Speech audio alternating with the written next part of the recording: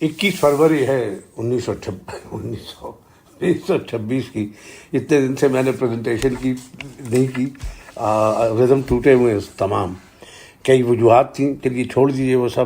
لیکن ایک جو کریٹیکل چیز تھی، اچھی اور بری نیوز، وہ یہ تھی کہ میرا جو کولیبوریٹر ہے سجاد، جس کے بغیر، میرا دوست پرانا، جس کے بغیر یہ کوئی کام میرا نہیں ہو سکتا وہ بہت مصروف تھا، اور کچھ گھریلو معاملات میں وہ گھرست ہے، ہم ڈی گھرست ہو چکے ہیں، وہ الگ معاملات تھے. لیکن اس نے آگ کا دریا کے پروجیکٹ کو جو 4 چاند لگا دیے ہیں، وہ میں آرام سے کہہ سکتا ہوں کہ ہماری جو اردو ادب کی جو ہسٹری ہے، تاریخ، اس میں ایسا کام نہیں ہوا. تفصیل بعد میں بتاؤں گا. وہ گلاسری وغیرہ ریسرچ جو ہے وہ تو ٹھیک ہے، اور بھی بڑی چیزوں کی ہوئی ہے، لیکن اس کو ماڈرنائز جو کیا ہے تو ایک شفٹ آ گیا ہے، یعنی اس کی وجہ سے آئے گا، اور فیوچر اورینٹڈ. تو چیٹ جی پی ٹی اور کہاں سے کر کے وہ جو ہمارا چھوٹا سا پروجیکٹ تھا اس کو کرنے کا، کہ آڈیو بک بنانے کا، وہ بہت آگے چلا گیا. سجاد نے کام کیا. I am so proud of two have worked with ہم، کہ اس کے ساتھ کام کیا. چلے اس پہ پھر بات کریں گے. 298 نمبر غزل ہے میر کی. ذرا لمبی آج پریزنٹیشن ہو جائے گی، ہے تو ایک شعر لیکن بہہ نکلا ہے ادھر ادھر اس کے معنی. تو وہ شعر ہے صاحب کہ بہار آئی کھلے گل پھول، شاید باغ و صحرا میں جھلک سی مارتی ہے کچھ سیاہی داغ سودا میں. بہت اعلیٰ. ہمیں تو یہ اس لیے مزہ آیا اس کا ایک دم جو ہم نے لکھا تھا، وہ یہ کہ جھلک سی مارتی ہے کچھ سیاہی. تو ہمیں وہ ڈایونیزین جو کہتے ہیں شاعری کا ایسنس ہے، Dionysus, god of chaos and irrationality کا بھی، تو جھلک سی مارتی ہے. تو میر کی شاعری میں جتنا یوسفی صاحب جیسے کہتے تھے کہ پاگل پن کے سٹروکس ہیں، دیوانگی کے سٹروکس ہیں، تو وہ جھلک سی مارتی ہے کچھ سیاہی داغ سودا کی. بہار کے اوپر میں نے دیکھنے کی کوشش کی، ہزاروں سینکڑوں اشعار ہیں اور زیادہ تر بودیں ہیں.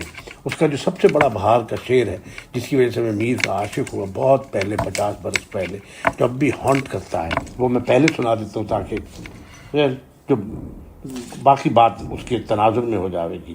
کہ ایک موج ہوا پیچاں امیر نظر آئی، شاید کہ بہار آئی زنجیر نظر آئی. یہ دھمک دھمک جو پیچھے ہو رہی ہے، یہ رکی تھی تو میں نے پریزنٹیشن شروع کی تھی کہ شاید یہ کنسٹرکشن کا کام رک جائے، لیکن نہیں، ایسا نہیں ہو رہا، صبح سے ہو رہا ہے یہ. تو اس کو برداشت کر لیجیے پلیز. شاید کہ بہار آئی زنجیر نظر آئی. اور ہے بھی بہار کا موسم قسم سے. اسلام آباد میں جو پرندے، جو پھول کھل رہے ہیں، جو ہوا میں دیوانگی ہے، کیا بتاؤں. شاید کہ بہار آئی. اور بھی ہیں اشعار، جیسے پریزنٹیشن آگے چلے گی تو ذکر کریں گے. فوراً یہ کہتے ہیں فاروقی صاحب کہ اس سے ملتے جلتے مضمون کے لیے ملاحظہ ہو. شعر پہلے ہم نے پڑھ رکھا تھا، وہ دوسرے دیوان میں ہے وہ شعر. وہ یہ ہے کہ موسم گل کا شاید آیا، داغ جنوں کے سیاہ ہوئے، دل کھنچتا ہے جانب صحرا، جی نہیں لگتا گھر میں اب. تو پہلے ان 2 اشعار کا موازنہ تھوڑا سا کر کے بات کریں گے، اور پھر اس شعر سے جو دوسرے دیوان میں انہوں نے مومن کا شعر ملایا تھا اس کو ملائیں گے ذرا تھوڑا سا.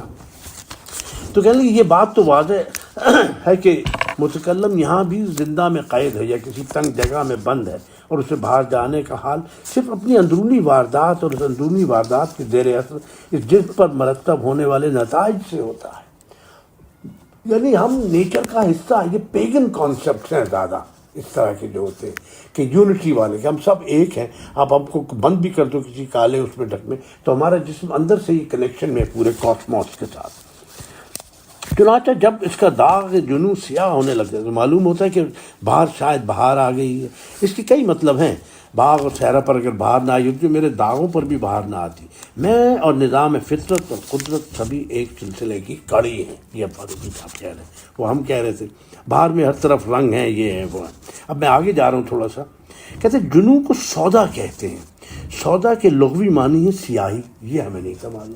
یہ تو پتہ تھا کہ اماں کہتی جاؤ بیٹا جا کے بازار سے سودا لے آؤ، وہ ٹھیک ہے. اور اسد ہمارا دوست کہتا ہے فلانی جنان سودا بہت چنگا ہے. لیکن یہ سیاہی کے معنی میں ہم نے فٹ دیکھا جا کے ریختہ پہ، اس پہ واقعی اس کا مطلب ہے سیاہی کا مطلب سودا کا مطلب سیاہی بھی ہے. اور ایک جگہ لکھا ہوا ہے سیاہ عورت بھی. یہ ہمیں سمجھ میں نہیں آیا کس طرح. اچھا صاحب، دوسرے مصرے کا پیکر لاجواب ہے، یہ ہمیں بھی بڑا اچھا لگا تھا کہ جھلک سی مارتی ہے کچھ سیاہی داغ سودا میں، یعنی داغ سودا جو ہے سیاہی دل میں، اس پہ چمک سی آ رہی ہے، اس میں تیزی سی بھی آئی ہے، بہت عمدہ ہے یہ مصرع۔ داغ میں سیاہی کے جھلک مارنا ہی کیا کم تھا، داغ سودا کہہ کر مناسبت بھی غیر معمولی رکھ دی، کیونکہ جیسے کہ اوپر مذکور ہوا سودا کی ایک معنی سیاہی بھی ہے، پھر سی اور کچھ کے لفظ بہت خوب ہیں۔ اب یہ وہی بات ہے کہ میر جو ہیں وہ ابہام میں کام کرتے ہیں، بات کو چھپا کر کہنا شاعری کے فن کا حصہ ہے، یعنی کنایا، اشارہ، استعارہ، یہ ہم اب اپنے اس پہ بتا رہے ہیں کہ وہ سب، اسی لیے ارسطو نے بھی، پلیٹو، سب نے کہا کہ استعارہ سب سے بڑی چیز ہے شاعری میں۔ الفاظ بہت ہیں کیونکہ نہ صرف روزمرہ کی برجستگی رکھتے ہیں، سی اور کچھ، پنکھڑی گلاب کی سی ہے، بلکہ ان سے گفتگو کا لہجہ قائم ہوتا ہے، یعنی گفتگو کا لہجہ قائم ہونا جو شعر کی بڑائی ہے، کلوکیولزم جس کو کہتے ہیں۔ سب سے بڑھ کر یہ کہ ان سے متکلم کی ذہنی حالت ظاہر ہوتی ہے کہ اپنے جنوں کی وجہ سے وہ حقیقت اور التباس میں فرق نہیں کر پاتا۔ التباس مطلب ایک چیز پر دوسری کا شبہ ہونا، یہ ہمیں بھی نہیں پتا تھا اس کا مطلب، یعنی جوش و جنوں کے باعث وہ یہ بھی فرض کر رہا ہے کہ داغوں پر سیاہی آ گئی ہے، یا پھر جنوں ہونے کا شوق اس قدر ہے کہ جو چیز نہیں تھی وہ خود پر فرض کر رہا ہے۔ غالب کا اس شعر صاحب یاد آیا کہ ہوں با وحشت انتظار آوارہ دست خیال، ایک سفیدی مارتی ہے دور سے چشم غزال۔ تو اب یہ جو مصرع ہے، ایک سفیدی مارتی ہے دور سے چشم غزال، اور جھلک سی مارتی ہے کچھ سیاہی داغ سودا میں۔ بھائی کیا فاروقی صاحب نے نکالا ہے کہ غالب کے یہاں دوسرے مصرع میں غیر معمولی محاکاتی رنگ ہے، یہ عالم میر کے مصرع کا بھی ہے۔ غالب کا خیال بھی جنوں کی شدت، لیکن ان میں سے دست صحرا کی وسعت، میر کے تنگی، دونوں ایک دوسرے کے متقابل خوب اشعار ہیں، اور کیا عجب کہ غالب نے میر کے یہاں سے جھلک سی مارتی ہے کچھ سیاہی دیکھ کر لکھا ہو۔ اب ایک دو اشعار فاروقی صاحب نے لکھے جو کہ میں چاہتا ہوں آپ کو سناؤں، بہت ہی مزے کے ہیں، کہ کہتے کہ میر کے شعر میں گل پھول تکرار نہیں، یہ اس زمانے کا روز مرہ تھا، میر اور ان کے معاصروں نے اسے بار بار استعمال کیا ہے۔ چنانچہ میر جان تپش کے دو شعر ہیں، گئے وہ دن جو لختے دل تھے، اس میں اب ہیں یوں مژگاں، بہت عمدہ شعر، دونوں شعر بڑے اچھے، سناتا ہوں۔ گئے وہ دن جو لختے دل تھے، اس میں اب ہیں یوں مژگاں، خزاں میں جس طرح گل پھول سے ہوویں شجر خالی، گل پھول سے جس سے سجاوٹ کی۔ اور دوسرا شعر انہوں نے کوٹ کیا کہ بظاہر گو کہ ہر گل پھول کا عالم نرالا ہے، حقیقت میں ولے دیکھو تو کب باہم جدائی ہے۔ یہ تو بہت عمدہ شعر ہے، بڑا شعر ہے صاحب۔ چلے ایک انہوں نے ظفر اقبال کا شعر ہے جو کہ بہت ہی بدذوق شعر ہے، اس کو میں کوٹ نہیں یہاں پہ کروں گا، لیکن ایک ٹیکنیکل بات انہوں نے فاروقی صاحب نے ذکر کیا ہے کہ میر کے مصرع اولا میں عباسی نے باغ و صحرا کی جگہ باغ صحرا لکھا ہے، یعنی بہار آئی کھلے گل پھول شاید باغ صحرا میں، اس میں بھی ایک معنی ہے باغ، لیکن یہ کہ آسی نے کوئی علامت نہیں دی، کلب علی فائق نے باغ اور صحرا طرح سے لکھا ہے بیگ دیکھے۔ میرا خیال ہے کہ باغ و صحرا سب سے زیادہ موزوں ہے، ہمارے لیے فاروقی صاحب اتھارٹی ہیں ان معاملات میں، ہم کچھ نہیں کہیں گے۔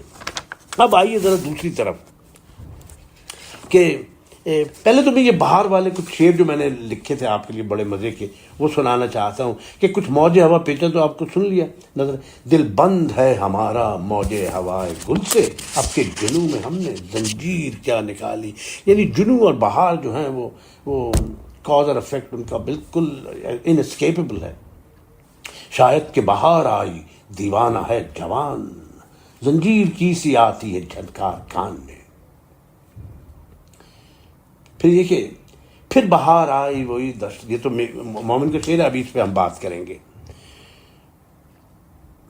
موسم گل کا شاید آیا داغ جنوں کے سیاہ ہوئے، یہ تو آپ کو بتایا ہم نے۔ بہار آئی مزاجوں کی سبھی تدبیر کرتے ہیں، جوانوں کو انہی ایام میں زنجیر کرتے ہیں۔ جوان کا نام مطلب اس طرح سے انہوں نے کئی طرح سے میر صاحب نے استعمال کیا، پاگل پن سے سینونیمس کر کے جوانوں کو، کہ بہار آئی دیوانہ ہے جوان، زنجیر کی سی آتی ہے جھن، شاید کہ بہار آئی، یہاں ایسے تھا وہ شعر، شاید کہ بہار آئی دیوانہ ہے جوان، زنجیر کی سی آتی ہے جھنکار کان میں۔ اب یہ جو ایک بات بڑی کی ہے کہ انہوں نے لکھ تو دیے ان کے اشعار دو مرزا جان تپش کے کہ گل پھول جنہوں نے استعمال کیا، ایک میر کا شعر ہمیں بھی یاد ہے، یہ مہران فاروقی صاحب نے لکھا، بہت ہی البیلا شعر ہے، بہت ہی مزے کا۔ میرا ایک دوست ہے، اس سے وہ بڑا خاموش رہا کرتا تھا، میں اسے کبھی سناتا تھا کہ جو غنچہ میر اتنے نہ بیٹھے رہا کرو، گل پھول دیکھنے کو بھی چک اٹھ چلا کرو، بہت اعلیٰ۔ اب انہوں نے کہا جی یہ جو شعر ہے کہ موسم گل کا شاید آیا داغ جنوں کے سیاہ ہوئے، دل کھینچتا ہے جانب صحرا جی نہیں لگتا گھر میں اب، کہتے ہیں اس سے ملتے جلتے مضمون پر مومن کا مشہور شعر ہے کہ پھر بہار آئی وہی دشت نوردی ہوگی، پھر وہی پاؤں وہی خارے مغل۔ یہ بہت اعلیٰ شعر ہے، بہت اعلیٰ غزل ہے، لیکن مہدی حسن کے گانے کی وجہ سے اور بہت مشہور ہو گئی ہے۔ یعنی اردو کی فیکلٹی کو جب یہ غزل یاد ہے پاکستان میں۔ مومن کے مقابلے میں میر کا شعر اب دیکھیے بڑا انسٹرکٹیو ہے، یہ بات دیکھیے تو بڑے شاعر اور اچھے شاعر کا فرق کھل جاتا ہے تو تھوڑی ذرا تیکھی بات۔ مومن کے یہاں کنائے کا نام و نشان نہیں ہے، بڑی بات کیجیے۔ انداز میں ایک طرح کی دو معنویت ضروری ہے، یعنی ایک طرح سے دیکھیے تو یہ تردد اور تشویش ہے، یا اوہو پھر بہار آ گئی، یا پھر دست نوردی اور جنوں کا موسم آ گیا۔ دوسری طرح پڑھیے تو انبساط اور اشتیاق کا شعر ہے کہ واہ پھر جنوں کا زمانہ آ گیا، پھر بہار آئی وہی دست نوردی ہوگی، اچھی طرح سے پھر وہی خار مغل۔ مومن کے یہاں ایک خفیف اشارہ یہ بھی ہے کہ یہ شعر متکلم کے بارے میں نہیں بلکہ عام عاشقوں کے بارے میں ہے، یا پھر تمام عاشقوں کے بارے میں جس میں متکلم بھی شامل ہے، یعنی معنی ایگزاسٹ کر دیتے ہیں یہ فاروقی صاحب، ہمیں بہت پسند ہے۔ لیکن میر کے یہاں پیکر، ابہام اور کنائے کی دنیا آباد ہے۔ سب سے پہلے تو یہ کہ کنایا ہے کہ متکلم کو باہر کی دنیا کی براہ راست کوئی خبر نہیں، وہ اپنے حالات و واردات پر زمانے کی تبدیلی اور موسم کے تغیر کا قیاس کرتا ہے، وہی والی بات پہلے والے شعر کی، یعنی وہ بظاہر حقیقت خارجہ سے کٹا ہوا ہے لیکن بباطن اس سے متحد ہے۔ یہ اتحاد اس درجہ ہے کہ موسم کی مناسبت سے اس کے جسم و جسد پر بھی اثر مرتب ہوتا ہے۔ بہار آئی تو داغ جنوں سیاہ ہو گئے، یعنی جب داغ جنوں میں سیاہی آئی تو متکلم کو معلوم ہوا کہ اب شاید بہار آ گئی ہے۔ تو اور بھی بڑی باتیں ہیں، اور بھی بہت سارے شعر ہیں، لیکن میں اب واپس آ رہا ہوں اس کے رزم میں، اور یہ میں نے کام ختم تو کرنا ہی کرنا ہے۔ تیسرے دیوان کے میں ہو گیا ہوں آدھے سے زیادہ، اور 4 ہیں یہ دیوان، تو یہ میں کروں گا۔ اور سجاد خان کا بہت بہت شکریہ اس کام کو آگے چلانے میں، اور جاتے جاتے میں ایک مبارکباد بھی سجاد کو دینا چاہتا ہوں کہ اس کا جو پوتا ہے تراب بڑا پیارا بچہ ہے، جب چھوٹا سا میرے پاس کبھی کبھی سجاد لاتا تھا، اس دفعہ میں نے مس کر دیا، وہ انگلینڈ میں ہے اور وہ 18 برس کا ہو گیا ماشاءاللہ، اور اس کو ایک بہت ذہین اور کام کا بچہ ہے، اس کو ایک بہت بڑا اسکالرشپ ملا ہے AI میں کام کرنے کا، اور اس کا اسکالرشپ اتنا بڑا ہے کہ اس کے دادا کی تنخواہ بھی نہیں تھی کبھی، نہ ہم سارے اس کے دادا کی کسی دوست کی۔ اس سال ہم ذکر کر رہے تھے، ایک جو ہمارا جو وظیفہ تھا UET میں، وہ اس کا $1 تھا، اس کا جو ہے میں رقم نہیں بتاؤں گا، لیکن ہم سب اس بات سے بہت خوش ہیں، اور ہمارے لیے باعث فخر ہے کہ تراب خان کو اتنا بڑا سین ہوا ہے۔ بہت اعلیٰ، باقی آئندہ۔